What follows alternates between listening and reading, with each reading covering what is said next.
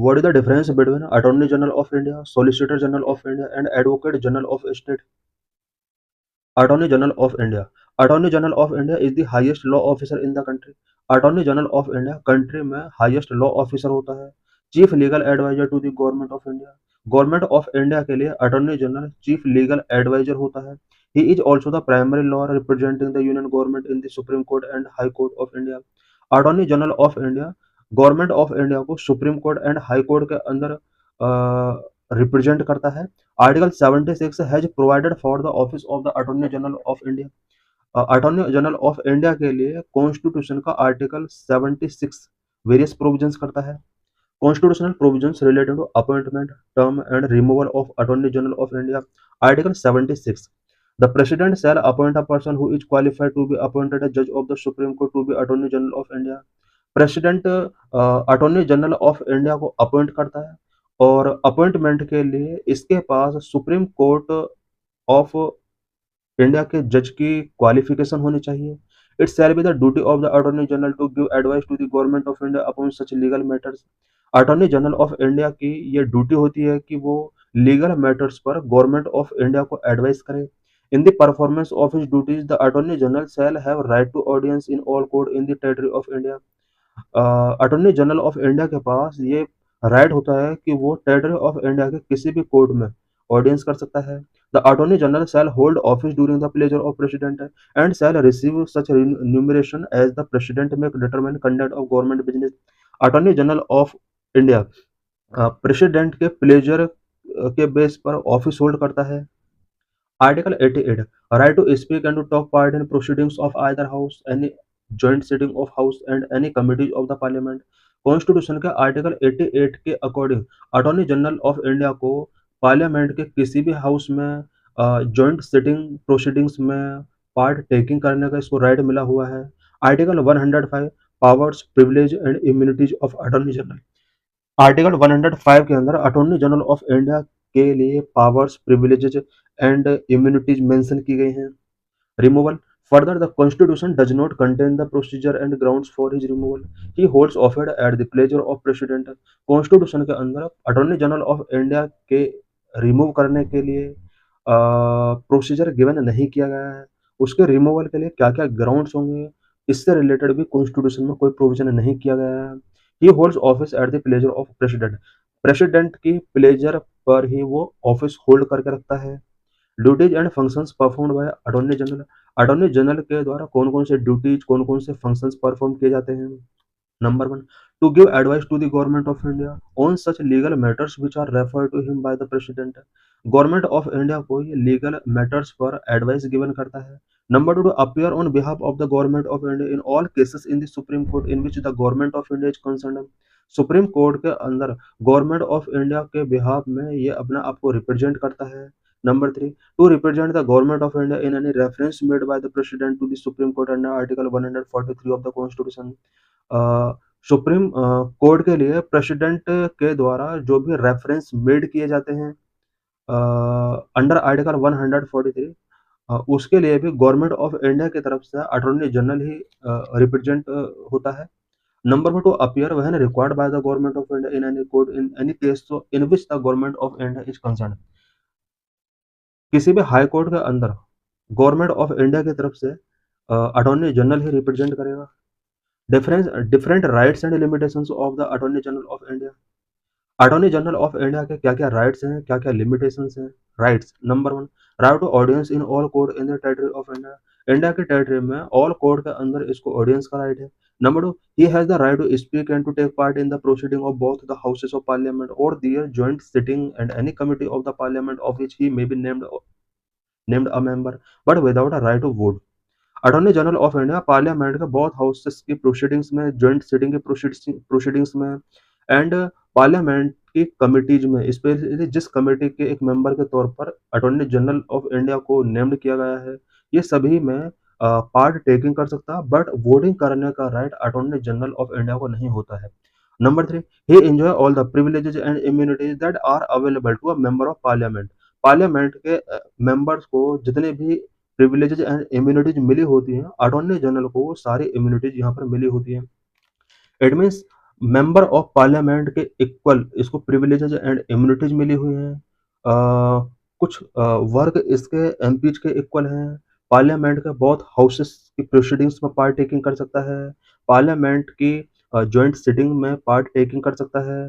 Parliament की committee का member हो सकता है, बट इसको वोटिंग का राइट इसको नहीं होता है। Limitations, he should not advise or hold a brief against the government of India. Government of India के अगेंस्ट ये एडवाइस नहीं कर सकता है, ब्रीफिंग नहीं कर सकता है। Number 2, he should not defend accused persons in criminal prosecutions without the permission of government of India. Government of India के परमिशन के विदाउट वो क्रिमिनल प्रोसिक्यूशन के पर्सन के एक्यूजेशन को डिफेंड नहीं कर सकता है। Number 3, he should not accept an appointment as a director in any company or corporation without the permission of the government of India। Government of India की permission के without वो किसी भी कंपनी कॉर्पोरेशन में as a director appointment accept नहीं कर सकता। Number 4, he should not advise any ministry department of the government of India और एनी स्टेचुटरी ऑर्गेनाइजेशन और any public sector undertaking unless the proposal or reference in this regard is received through the Ministry of Law and Justice Department of Legal Affairs। Attorney general of India किसी भी ministry या department जो government of India के under आता है या किसी भी स्टेचुटरी ऑर्गेनाइजेशन या पब्लिक सेक्टर अंडरटेकिंग्स के लिए एडवाइस गिवन नहीं कर सकता जब तक कि ministry of law and justice के डिपार्टमेंट ऑफ लीगल अफेयर्स से कोई इससे रिलेटेड प्रोपोजल या रेफरेंस नहीं मिल जाता है। It means attorney general of India, ministry of law and justice, department of legal affairs के रिकमेंडेशन के बाद ही गवर्नमेंट ऑफ इंडिया के अंडर आने वाले किसी अदर मिनिस्ट्री डिपार्टमेंट को एडवाइस कर सकता है। What are the issues pertaining to the office of attorney general. Attorney general of India के ऑफिस के बिफोर क्या क्या इश्यूज हैं, क्या क्या चैलेंजेस हैं। Number of consent for criminal contempt case. The precondition of the consent of Attorney General for criminal proceeding under the Contempt of Court Act 1971 may be misused by the political party in power। Criminal proceedings के लिए यहाँ पर सबसे पहले attorney general of India की consent taking करनी होती है और इस प्रोविजन का पॉलिटिकल पार्टी जो पावर में है उसके द्वारा मिसयूज भी किया जा सकता है। Number 2, removal. The removal procedure for attorney general is not mentioned in the constitution. The president can remove him her any time affecting the independence of the office. Constitution में अटॉर्नी जनरल ऑफ इंडिया का removal process नहीं given किया गया है। President चाहे तो कभी भी अटॉर्नी जनरल को रिमूव कर सकता है जो इसके ऑफिस के इंडिपेंडेंसी को अफेक्ट करता है। Number 3, pleasure doctrine. He says hold the office under pleasure of president. President की प्लेजर के अंडर ही ये अपना ऑफिस होल्ड करता है। Hence the office term of attorney general is not fixed. Attorney general का ऑफिस टर्म फिक्स नहीं होता है। Number 4, no bar on private practice. Private practice पर कोई बार नहीं है। The attorney general is not debarred from private legal practice. Private legal practice से attorney general को डिबेयर नहीं किया गया है। He does not fall into the government servant category, thus it may raise the issue of conflict of interest। Government servant category में इसको नहीं रखा गया है, इसलिए कॉन्फ्लिक्ट ऑफ इंटरेस्ट के इशू इससे रिलेटेड रेज हो सकते हैं। Solicitor general of India, second highest legal officer in the country, serving under the attorney general who hold the highest position. Solicitor general of India second highest legal officer होता है India के अंदर और attorney general of India के under ये work करता है। Apart from the Attorney General, the Indian government has other legal officers, including the Solicitor General and Additional Solicitor General, who support the Attorney General in carrying out his duties। Attorney General के apart Indian government के पास other legal officers होते हैं such as solicitor general and additional solicitor general, जो attorney general को अपनी duties carry out करने में हेल्प करते हैं। Only the Attorney General's office is established by the Constitution, as Article 76 does not mention the Solicitor General or Additional Solicitor General। Constitution के अंदर only attorney general के office को establish किया गया है आर्टिकल 76 के अंडर, बट सॉलिसिटर जनरल या additional solicitor general के बारे में कॉन्स्टिट्यूशन के अंदर कोई प्रोविजन नहीं किया गया है। The office and responsibility of the Solicitor General and Additional Solicitor General regulated by the Law Officers Rule 1987, rather than the Constitution, making them statutory position rather than constitutional one। Solicitor General and Additional Solicitor General की office and responsibilities से related provision law officers rule 1987 के under किए गए हैं। Constitution के under कोई provision नहीं है एंड कॉन्स्टिट्यूशनल प्रोविजन न होने की वजह से ये एक स्टैच्यूटरी पोजीशन हो सकती है।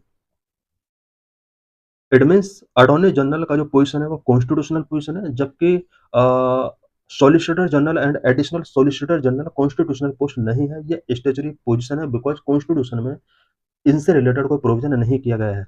The solicitor general provides legal advice to the government and is appointed for a 3-year term by the prime minister chaired appointment committee of the cabinet. Solicitor general government को legal advice provide कराता है। Government के द्वारा ही इसको 3-year term के लिए appoint किया जाता है। Specially PM chaired appointment committee of cabinet के द्वारा इसको 3 ईयर के लिए अपॉइंट किया जाता है।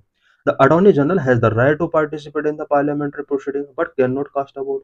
अटॉर्नी जनरल को पार्लियामेंट्री प्रोसीडिंग्स में पार्टिसिपेट करने का राइट है, बट वोट कास्ट करने का राइट इसको गिवन नहीं किया गया है।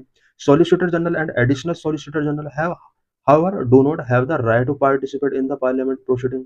Solicitor general and additional solicitor general दोनों को ही पार्लियामेंट्री प्रोसीडिंग्स में पार्टिसिपेट करने का राइट नहीं गिवन किया गया है। Advocate general at state level, highest law officer in a state. Advocate general state के अंदर हाईएस्ट लॉ ऑफिसर होता है।